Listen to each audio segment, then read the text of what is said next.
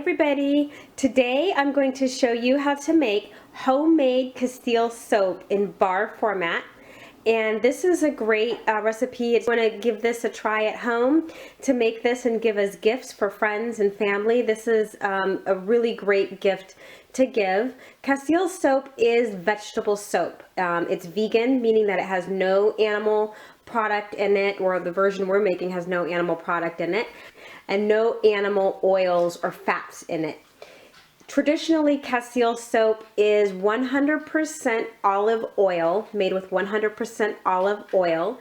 The recipe that I'm going to show you today is a mixture of olive oil and a little bit of coconut oil, because I really like the consistency of it and the texture of it and the way it lathers. This recipe, this is 2/3 olive oil and 1/3 coconut oil with a little bit of castor seed oil to help with the lathering process. This is going to be in bars, and hopefully at some point I will show you how to make liquid soap, which is amazing. So what you're going to need for your homemade soap is just a few basic tools that you can either make or purchase very inexpensively. What I have here is I have a soap mold. We're going to make this recipe is 3 pounds. I have a soap mold that I actually made myself, and you can go on the internet and download instructions for soap molds, or you can purchase one. Again, we're going to make 3 pounds, and this is a 3-pound mold.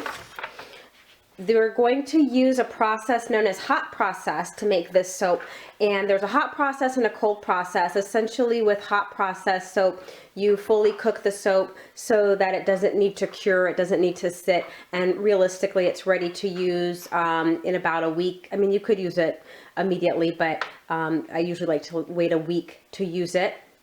And I like to use the hot process because I don't add synthetic ingredients to any of my products. That includes synthetic fragrances. With the cold process, when you add essential oils for their benefit, for their therapeutic properties, and to fragrance, with the cold process, gradually over time, it burns off. And so you're losing two things. You're losing a lot of the therapeutic benefits of your essential oils, because if you heat essential oils too high, they don't work, and also you lose the fragrance, the scent portion of the essential oils. You can use fragrance oils, but again, I tend to be very sensitive to synthetic fragrance oils, and they're also just really bad for you. So I like the hot process because you cook it and get the heating portion out of the way, and then you can add your essential oils to it and any other additives that you like to add after it's cooked, so you're not going to lose the therapeutic properties of those.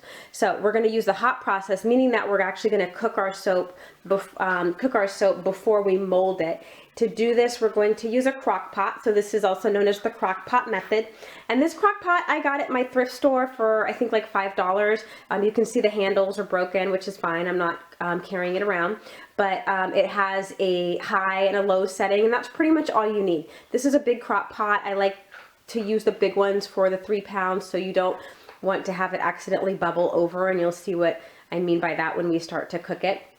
But again, you can go to your thrift store and purchase a crock pot, especially around this time of year. It's about almost the holidays, but any time really, for very inexpensively. I do like to use different tools for cooking and for making products, particularly soap. So this crock pot is not something that I would cook chili. I wouldn't cook anything that we eat in it. This is the soap crock pot. So again, so you'll need a crock pot, a spatula, and again, I think I got this from the dollar store or something. You can see it's, you don't have to have your stuff look pretty because we're making soap. I'm going to use an old chopstick that I'll eventually throw away. I'm going to use a whisk and a handheld mixer. We're going to be working with some caustic ingredients, so I have my safety goggles. I also have my rubber gloves, and I also have a jar, just a jar with vinegar and water in it. The vinegar and water is for cleanup because we are going to be working with lye, and if you have any accidental spills, then the vinegar will help to deactivate the caustic portion of the lye, and it's good for quick cleanup. So I have that already ready to go. You can also see I'm in my kitchen, but what I've done is I've wrapped it here with paper oops, I've wrapped it here with paper, just like packaging paper. You can take some old grocery bags and open them up. I've wrapped it over my counter because I'm a little bit paranoid. I have a small child and I don't want anything on the counters at all. I will absolutely wipe down the counters when I'm done, but this way I can just pull the paper up, recycle it, and if there's any major spills, it doesn't get too out of control, and I have had that happen as well.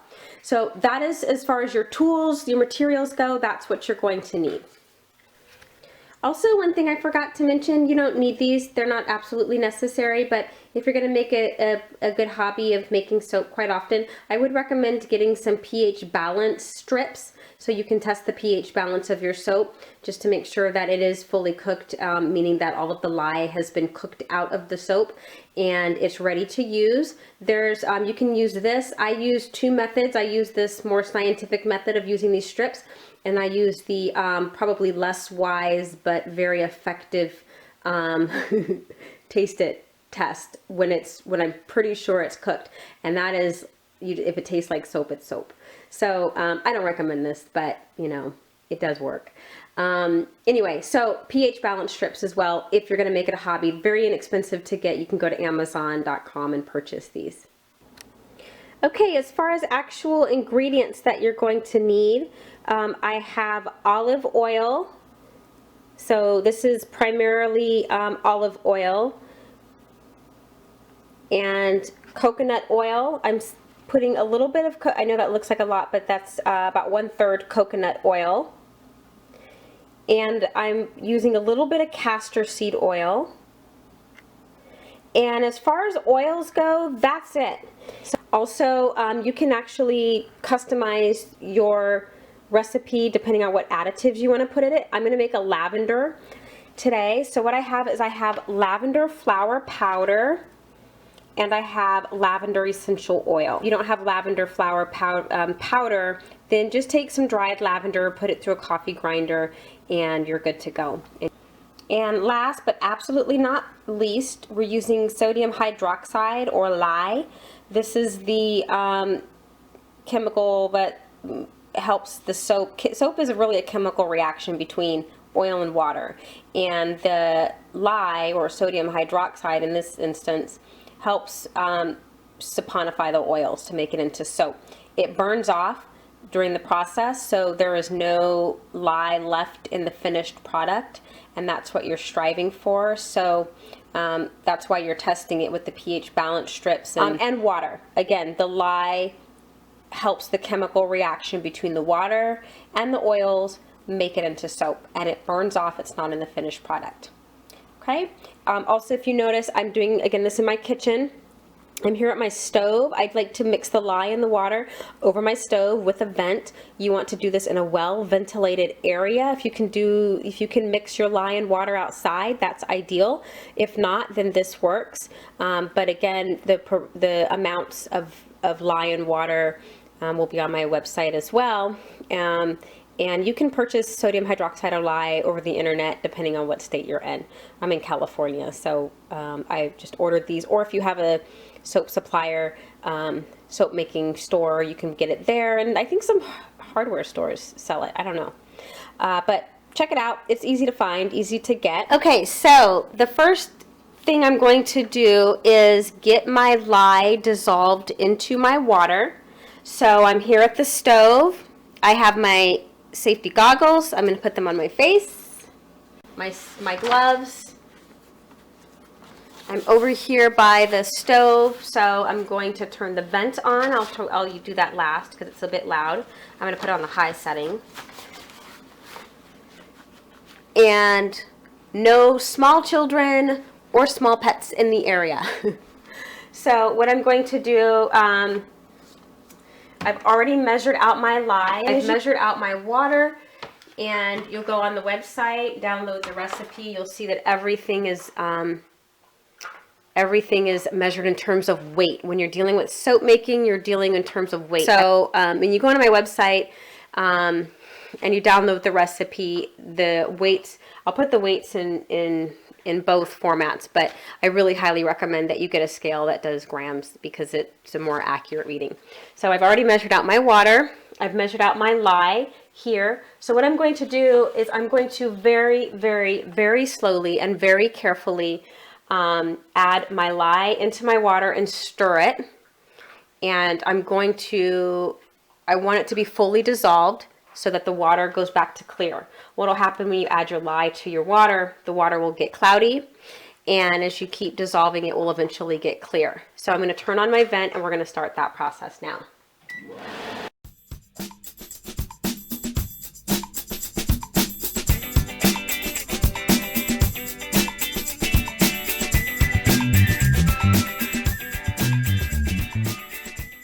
I've added the lye into my water, and as you can see, I don't know if you can see that, let's see if I can do that without becoming disastrous. So you can actually see it through here.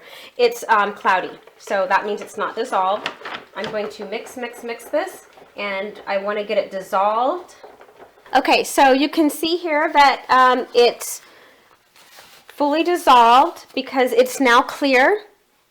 Okay, it's not cloudy like it was before. So I'm going to put the lid on this right now because I'm going to set this aside, and I'm going to melt my oils, but that is ready to go. So while my lye was dissolving, I actually had my crock pot here on low. And so now I'm going to add the coconut oil in here to melt it.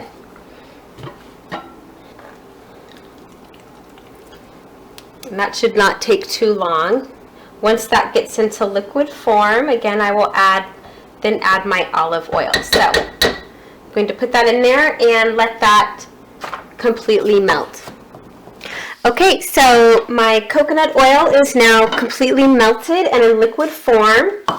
So now I'm going to add my olive oil.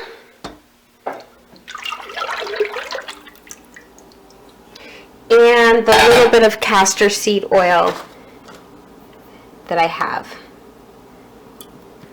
Okay, so I've added those, and now I'm going to add my lye to my oils. So with this process, you want to go and get your gloves again. So I have got my gloves on now, and I'm going to very, very slowly add my water and lye solution to the oils. And again, I'm going to do this I also have my glasses on, my safety goggles on. And I'm going to, again, do this very slowly so that it does not splash. I'm going to first mix it with my whisk. So as I very slowly pour it in a very steady, slow and steady stream, I'm going to use my whisk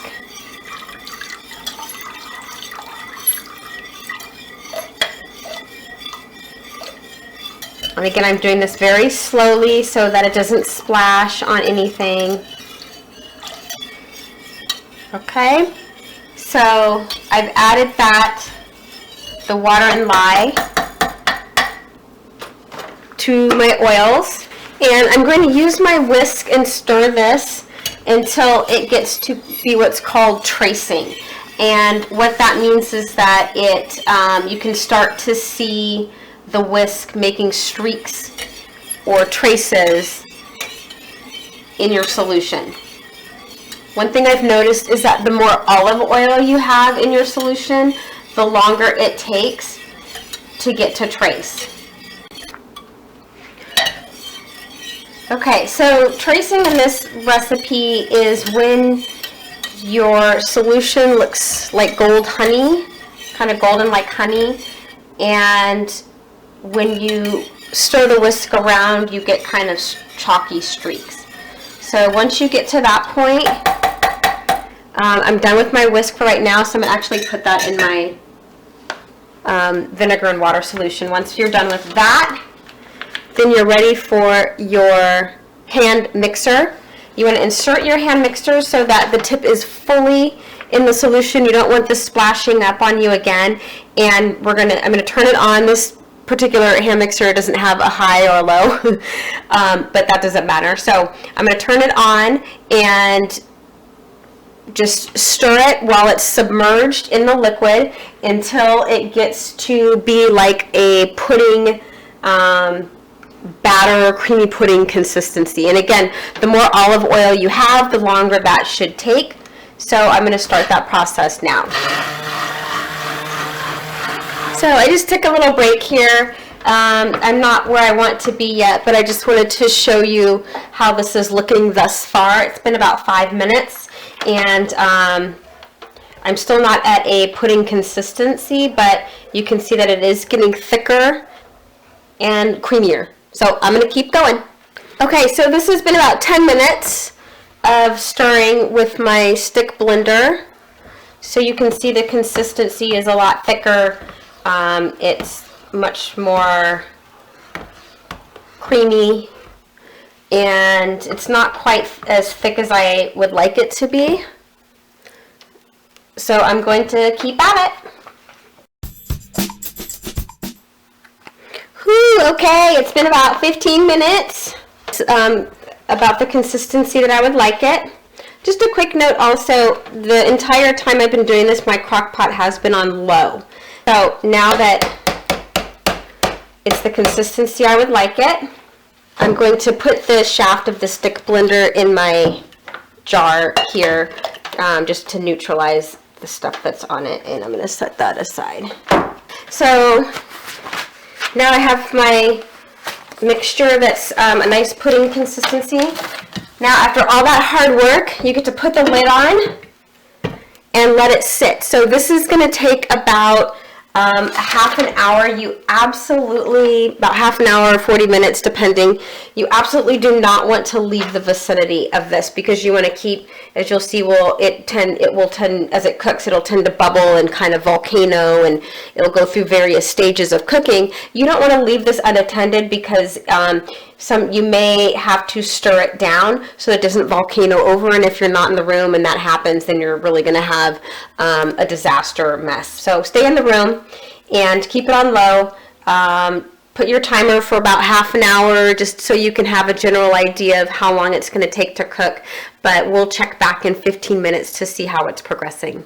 Okay, so it's been about 15 minutes and my soap is not ready yet, but I just wanted to give you a look at what it looks like in the crock pot. So as you can see, it's starting to really bubble up like a volcano. As you can see, it's kind of like caving in on itself.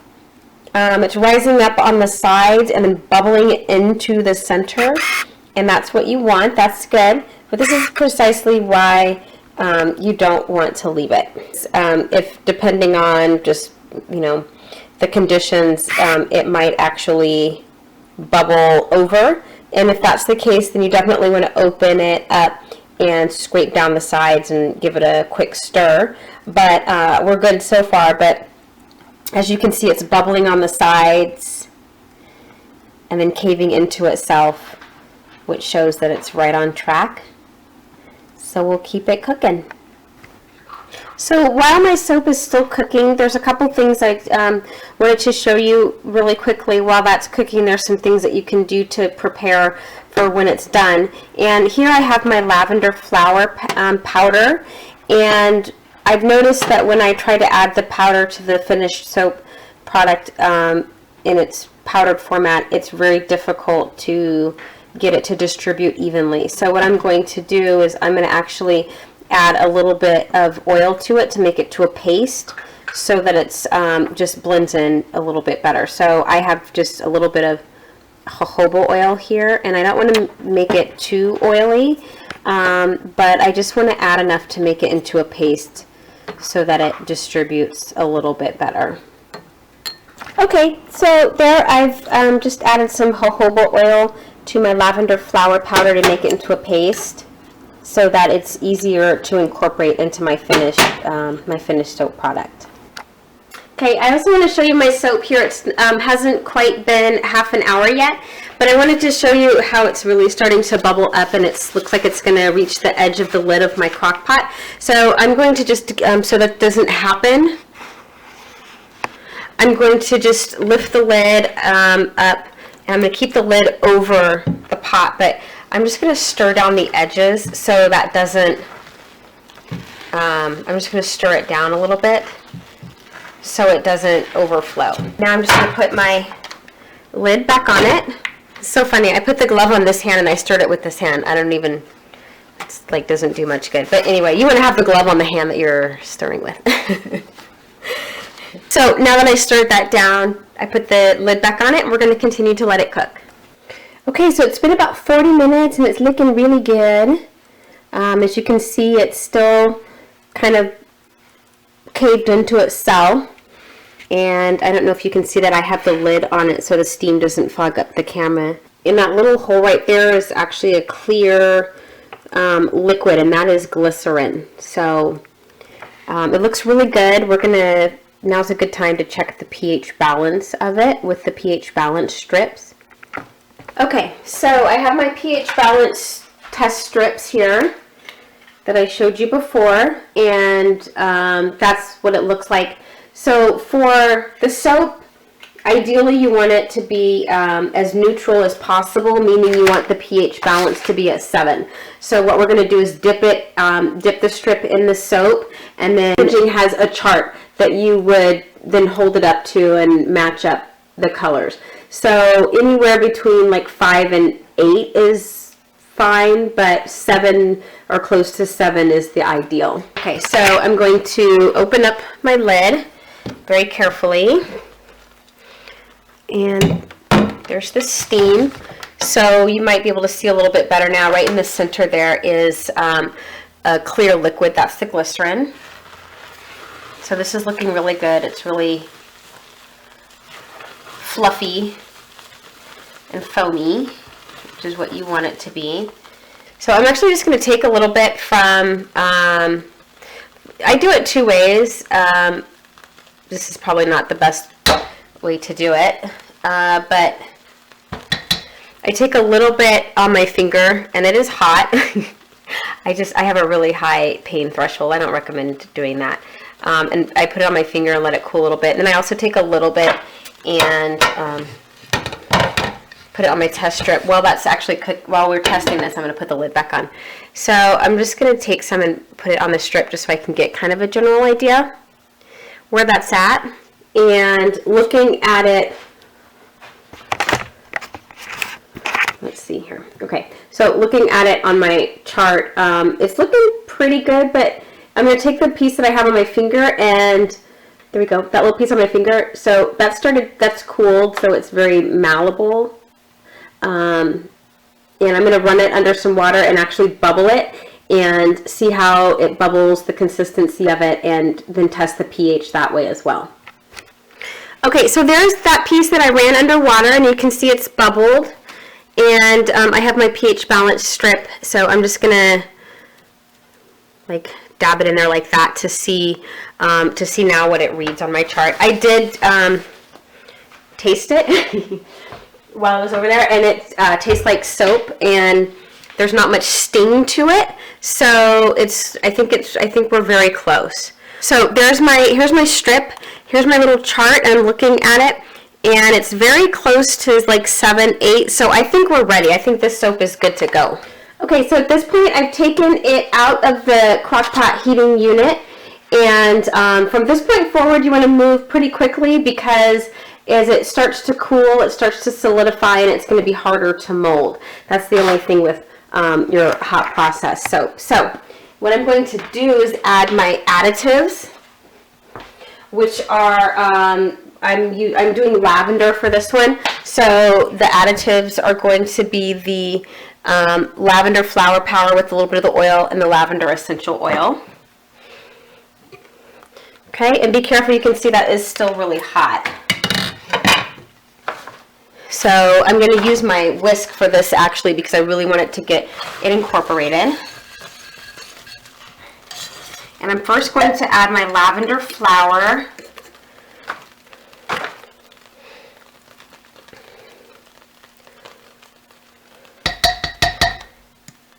And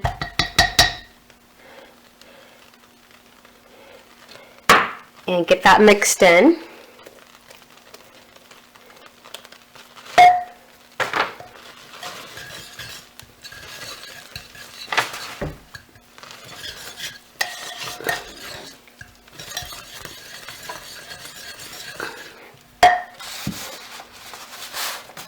So you do need a mitts. That's actually really hot. Anyway.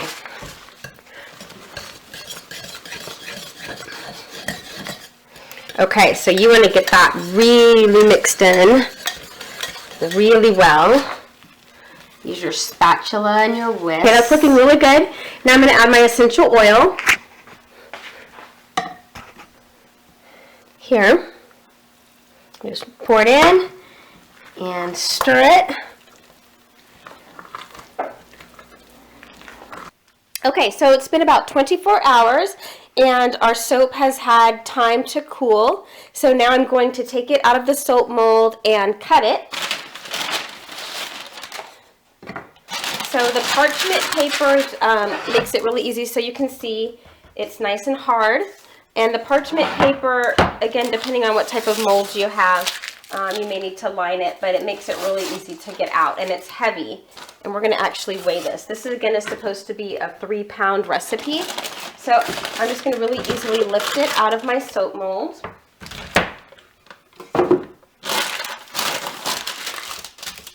And there's your big block of lavender soap. It smells really good. Okay, and then we're going to cut this into bars. So I'm just going to take off some of the rough edges. And once you cut it into bars, then you can kind of use your finger because it's still pretty malleable. It's not quite hard yet. The longer it sits, the harder it'll get. You can use it now. I usually like to wait maybe a week or so just so that it does get a little bit harder, but you can use this now. And in fact, those little bars that I had made with the remnants from the crock pot, I've been using that in the kitchen here. So it's totally fine to use now, but it is still soft so you can mold it. So here's the actual finished product, and I'm going to measure it and weigh it just so I can get a good idea of how to cut it. So this is about a little over 14 inches long, and let's see how much it weighs. And it is actually the finished bar is a little over 4 pounds. So when we're talking in terms of pounds for the soap, when I say it's a 3-pound, that's the weight of the oils. It doesn't take into consideration the weight of the finished product. So you'll actually get a heavier bar. So this is 4 pounds from a 3-pound batch. So in order to cut this, what I'm going to do, again, it's 14 inches, and I think an inch bar is probably good. So I'm going to get like 14 bars out of this, which is really great. So just to make it easy, I am going to, again, just confirm it's 14 inches. And you can either just do this with your free hand. I'm not very good at that. So I got a really inexpensive miter box from my hardware store and marked off 1 inches. Usually they have it marked off already for you. And then what I'm going to do is I'm just going to place it here in my miter box and cut these into 1-inch bars.